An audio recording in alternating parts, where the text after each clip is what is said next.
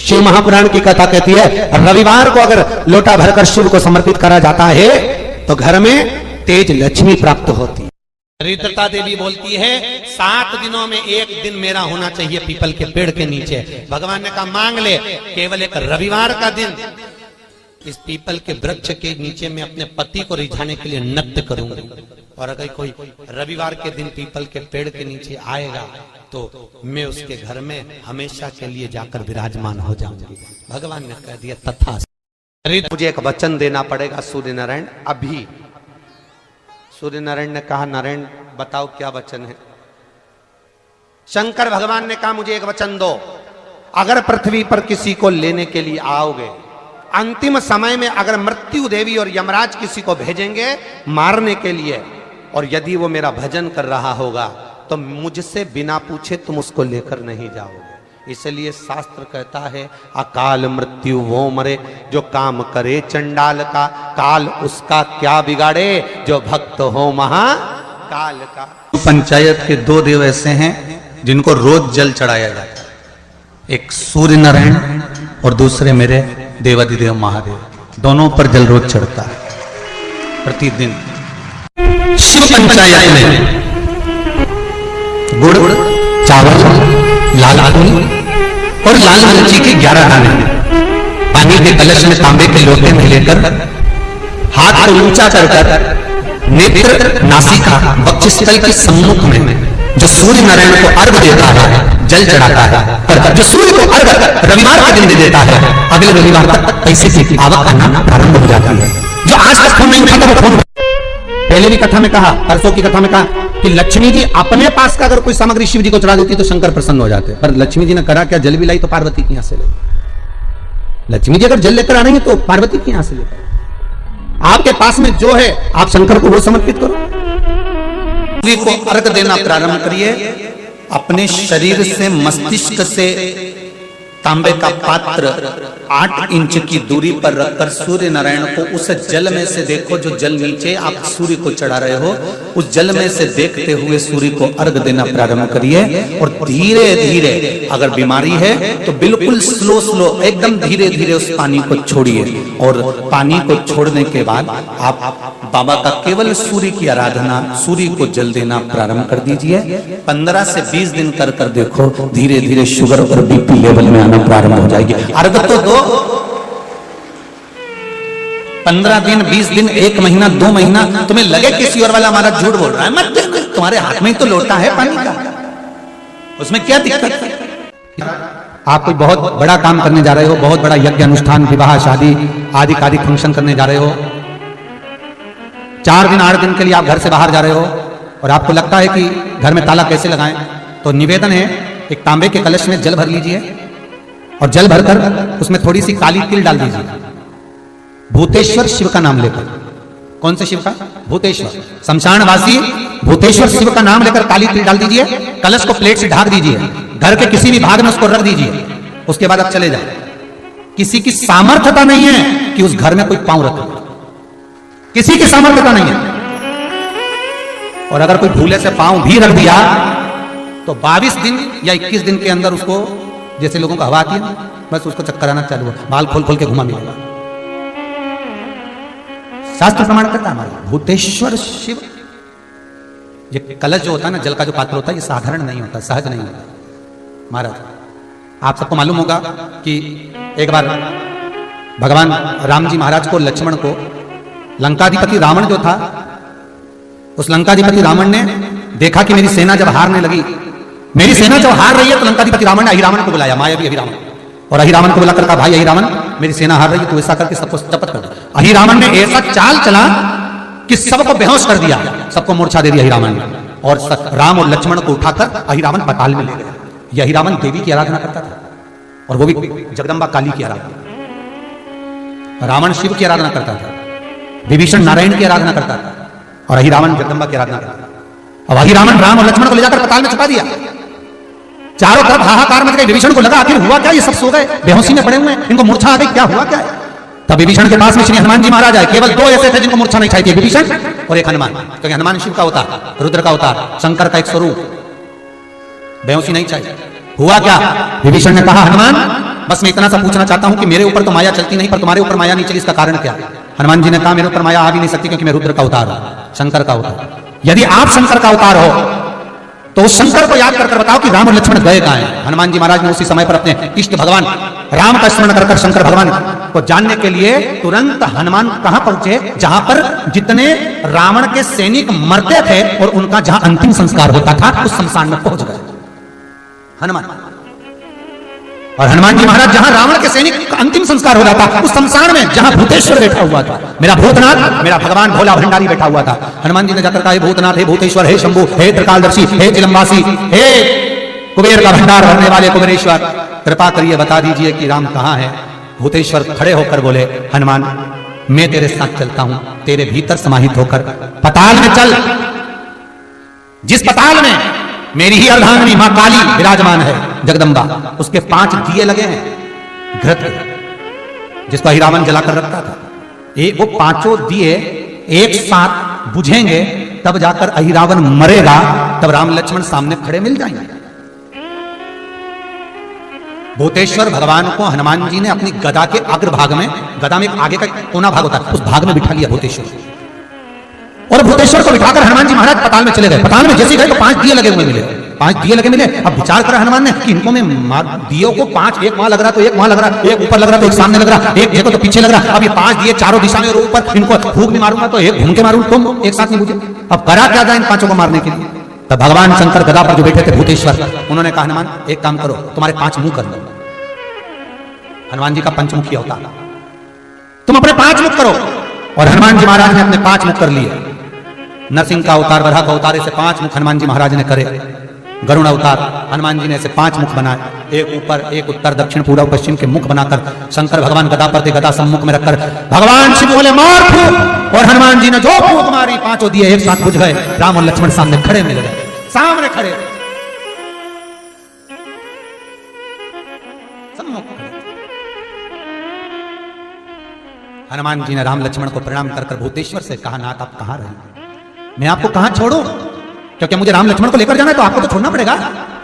भूतेश्वर नाथ कहते हैं, ये जल का जो पात्र भरा हुआ है, ये कलश भरा हुआ है, ये जल के पात्र में मुझे छोड़ दे।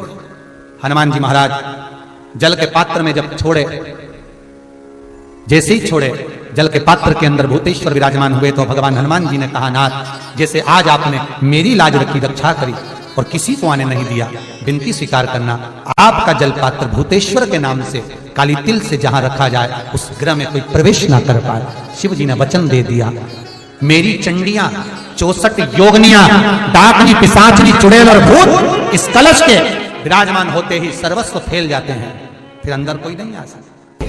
तुलसी कौन से दिन नहीं तोड़ते? रविवार के दिन। क्या बोल रहे हो? जम के बोलो, कौन से दिन? रविवार के दिन तुलसी नहीं तोड़ते। क्यों नहीं तोड़ते? जल्दी बोलो। इन्हें कहा रविवार को तुलसी नहीं तोड़ते, तो क्यों नहीं तोड़ते? कोई ने कहा रविवार को पीपल के पेड़ की परिक्रमा नहीं करते, क्यों नहीं करते? उसका कारण भी तो मालूम होना चाहिए। ये कोई ना कुछ बोल दिया और तुमने मान लिया, तो उसका कारण है। रविवार को तुलसी क्यों नहीं तोड़ते?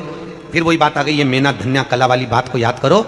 भगवान राम जनकपुरी में पहुंचे, विश्वामित्र जी ने धनुष टूटने के बाद राम से कहा, राम आज जाओ तुलसी लेने के लिए जाओ, तुलसी लेके आओ, फूल लेकर आओ, पुष्प वाटिका में से कुछ लेकर आइए।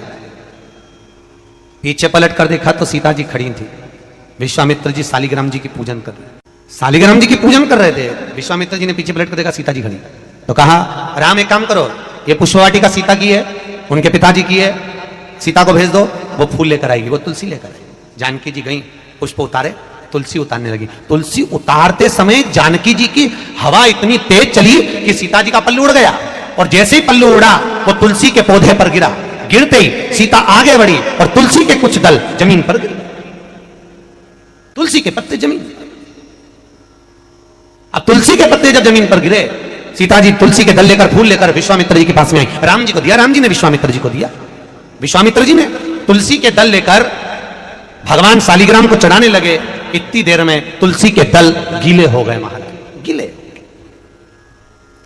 शालिग्राम जी ने हाथ में तुलसी के पत्तों को लेकर पूछा, ए तुलसा माँ ये बताओ कि तुम रो क्यों रही हो? तुलसा कहती है शालिग्राम जी को देखकर, शालिग्राम भगवान के ऊपर मुझे मत चढ़ाना। विश्वामित्र जी, जानकी जी तुलसा लेकर आ रही थी, हम एक साथ पली, एक साथ बड़ी हुई, एक साथ एक पौधे में लगी हुई थी, पर सीता के पल्लू से हमारी कुछ बहनें, कुछ दल जमीन पर गिर गए, इसलिए हमें रुदन आ रहा है। वो भी तो शालिग्राम जी के लिए तरस रहे थे। विश्वामित्र जी ने कहा, जानकी तुम्हारे साड़ी के पल्लू से तुलसी के दल आज नीचे गिरे हैं, इसलिए आज मैं तुलसी शालिग्राम को समर्पित नहीं करूंगा। वो दिन था रविवार का, इसलिए रविवार के दिन तुलसा नहीं तोड़ी जाती।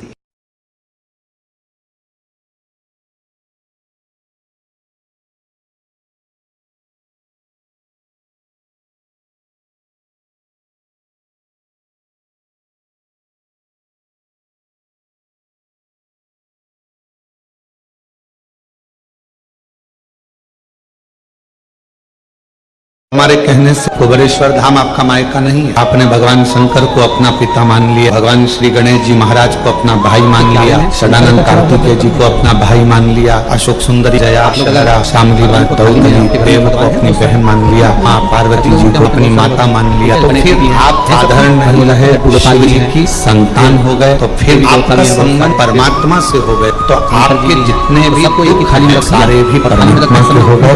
आपका कुछ सबको स्नान कराया तो शिव जी को भी कराया, बोलो कराया कि नहीं कराया? थाली के अंदर रखा। अब तुमने स्नान तो करा दिया, स्नान कराने के बाद जल को क्या करा तुम लोगों ने? ले जाकर तुलसी के क्यारे में डाल दिया। तो महाराज जी, पहले के समय में क्या कालसर्प दोष पितृदोष नहीं होता था? बिल्कुल नहीं होता था। पहले के समय में ना कालसर्प दोष होता था ना पितृदोष होता था। क्यों? तो क्या घर में लोगों के शंकर जी नहीं होते थे? होते थे। लोग शिव जी को स्नान कराते थे, पर घर में बगीचा, खलियान, खेत, वृक्ष इतने लगे होते थे कि शंकर जी को स्नान कराने के बाद वो जल को ले जाकर, भगवान को स्नान कराने के बाद जल को ले जाकर पेड़ पौधे में डाल दिया जाता था, बगीचे में डाल देते थे, तुलसी के क्यारे में नहीं डालते थे। इसलिए ना पुत्र दोष होता था ना कालसर्प दोष होता था। अब दुनिया के लोग भगवान को स्नान करा के ले देते हैं कि पौधा घर में दिखता है, वो तुलसी जी का बस स्नान कराया और तुलसी जी में ले जाकर डाल दिया। तो तुलसी जी में ले जाकर डाला तो उससे शास्त्र कहता है कि अगर शिव जी का चढ़ा हुआ जल तुलसी के क्यारे में जाएगा तो सर्प के डसने का दोष लग जाएगा, जिसको हिंदू धर्म में काल सर्प दोष कहा गया, जो काल सर्प दोष। अच्छा, बड़ा विचित्र काम है। कई कई गांवों में आप लोगों ने भी देखा होगा, यहां तो ठीक है, परंतु हमने महाराष्ट्र में बहुत देखा। महाराज, कई कई गांवों में तुलसी के क्यारे के नीचे शंकर जी को रखते हैं। पहले के समय में दो दोष नहीं रहते थे, ना पितृ दोष रहता था ना काल सर्प दोष रहता था। काल सर्प दोष कब आया? जब आप लोगों ने भगवान का चढ़ा हुआ जल, शिव जी का चढ़ा हुआ जल तुलसी में चढ़ाना प्रारंभ करा, तब काल सर्प दोष आया। और पितृ दोष पहले नहीं होता था। क्यों? क्योंकि लोग घर के मटके में से, घर के हंडे में से, घर के परिंदे में से लोटा भरकर पानी लेकर जाते थे और शंकर को चढ़ाते थे। घर का जो रसोई घर होता था वो बीच केंद्र में होता था, रसोई घर घर के मध्य में होता था। तो वहां से जब पानी लेकर जाते थे, परिंदा, मटका, हंडा पितरों का स्थान माना गया है। वहां से जब पानी भरते और ले जाकर शंकर जी को चढ़ाते, तो पूरे घर में से पानी निकलकर जब शिव को चढ़ने के लिए जाता था तो पूरे घर का वास्तु दोष, पितृदोष समाप्त हो जाता था। अब आज के जमाने में मंदिर का लोटा उठाकर मंदिर का पानी भरकर शंकर जी को चढ़ा देते हैं, तो ना वास्तु दोष समाप्त होता है, ना पितृदोष समाप्त होता है, ना कालसर्प दोष समाप्त होता है। नारायण भगवान को स्टील के लोटे से या चांदी के लोटे से या पीतल के लोटे से या प्लास्टिक के लोटे से या कांच के बर्तन से जल चढ़ाने से आयु छिन्न होती है। क्या समाप्त होती है? आयु। और सूर्य नारायण भगवान को अगर तांबे के लोटे से जल दिया जाता है तो आयु की वृद्धि होती है। और दिन भर में अगर कोई काम अटकने वाला है तो वो काम का रास्ता खुल जाता है और शरीर की बीमारी समाप्त हो जाती है। शरीर की बीमारी समाप्त हो जाती है। जब हम सूर्य नारायण भगवान को अर्घ देते हैं, जल चढ़ाते हैं, तो वो जल पृथ्वी पर जब गिरता है तो उसकी छींटे हमारे शरीर पर लगते हैं। क्या वो ठीक है? क्या वो श्रेष्ठ है? तो शिव महापुराण की कथा कहती है, जब हम सूर्य को अर्घ देते हैं, सूर्य को जल चढ़ाते हैं, वो पानी जब पृथ्वी पर गिरता है उसके छींटे हमारे शरीर पर लगते हैं, तो वो श्रेष्ठता का भाव निर्मित करते हैं। वो गलत नहीं हो सकता। कारण अब वो भी समझ लीजिए। अब सूर्य नारायण भगवान को आप जल चढ़ा रहे हो तो छींटे नहीं लगे, उसके लिए क्या स्टूल पे चढ़ के चढ़ाओगे कि कुर्सी पे चढ़ के चढ़ाओगे? अरे बोलो तो सही। अब कई लोगों के दिमाग में यह बात भरा गई कि हम भगवान को जल चढ़ाते हैं, वो हमारे शरीर में छींटे लगते हैं, जमीन पे से पानी गिरता है, वो हमारे शरीर को छींटे लगते हैं, भगवान को अच्छा नहीं लगता होगा। कौन ने कहा? पहले तो उसको पकड़ के ला।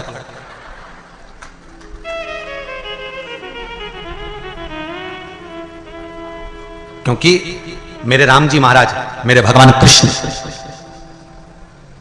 बड़े बड़े संत, साधु, सन्यासी, तपस्वी, साधक, उपासक जितने भी हुए, जिन्होंने सूर्य की आराधना करी, इन्होंने टेबल पे चढ़कर या कुर्सी पे चढ़कर जल नहीं चढ़ाया, इन्होंने पृथ्वी पर खड़े होकर ही, क्योंकि पृथ्वी तत्व के देव ही शिव। जब हम मृत्यु लोक पर खड़े होकर, पृथ्वी पर खड़े होकर भगवान शंकर का भाग पृथ्वी तत्व को धारण कर कर जल को हाथ में लेकर जब समर्पित करते हैं और जो जल नीचे गिरता है वो शरीर पर अगर लगता है तो हमको उसका आशीर्वाद ही प्राप्त होता है, दोष नहीं लगता। पर लोगों ने इसको विपरीत कर दिया कि कौन ने विपरीत करा? कई लोगों ने इसको विपरीत कर दिया। कौन ने विपरीत करा? तो जो दूसरे धर्म के लोग होते हैं, जिनको हिंदू धर्म से नफरत होती है और जो हिंदू धर्म की पूजन, सेवा, अर्चना को समाप्त करना चाहते हैं, वो धीरे धीरे धीरे धीरे कहने लगे कि सूर्य को जल चढ़ाओगे तो शरीर में लगेगा, शरीर में लगेगा तो दोष लगेगा। इसको कह कहकर घर घर में सूर्य को जल चढ़ाना लोगों ने बंद कर दिया कि आप जल चढ़ाएंगे तो दोष लगेगा, शरीर पे छींटा लगेगा, शरीर को ऐसा लगेगा। ये दोष नहीं है। कितनी सुंदर बात है महाराज। सूर्य नारायण भगवान को जब जल चढ़ाया जाता है, हाथ तुलसी पर, एक गमले में मिट्टी भरी है, उसमें कोई बीज तुमने नहीं लगाया, उस गमले में कोई बीज नहीं है, कोई पौधा नहीं है। तुम एक काम करो कि रोज उस गमले में थोड़ा थोड़ा जल डालना चालू करो। अब तुमने ना तो बीज लगाया, ना उसमें कोई कलम लगाई, ना कोई उसमें डाली लगाई, ना तुमने कुछ लगाया, उसके बाद भी उस गमले के अंदर, उस गमले में जल चढ़ाते चढ़ाते चढ़ाते चढ़ाते एक ना एक पौधा छोटा सा अपने आप अंकुरित हो जाएगा। तुम्हें मालूम नहीं पड़ेगा कि इसमें पौधा कहां से आ गया, इसमें तो बीज नहीं था, इसमें तो कलम ही नहीं थी, इसमें तो कोई पौधा ही नहीं था, फिर आखिर ये पौधा आया कहां से? केवल जल चढ़ाते रहे। उसी तरह शिव महापुराण की कथा कहती है, आप शंकर जी के मंदिर में नित्य प्रति एक लोटा जल चढ़ाते रहो, आप शंकर जी के दरवाजे पर रोज जाकर एक लोटा जल समर्पित करते रहो। एक ना एक दिन तुम्हारे भीतर एक विश्वास का पौधा प्रकट होगा, तुम्हारे घर में एक खुशी का पौधा प्रकट होगा, एक आनंद का पौधा प्रकट होगा, और वो खुशी, वो आनंद आपके जीवन को इतना आनंदित कर देगी कि आप उन्नति की सीढ़ी पर चढ़ते चले। श्री शिवाय नमस्तुभ्यम, हर हर महादेव।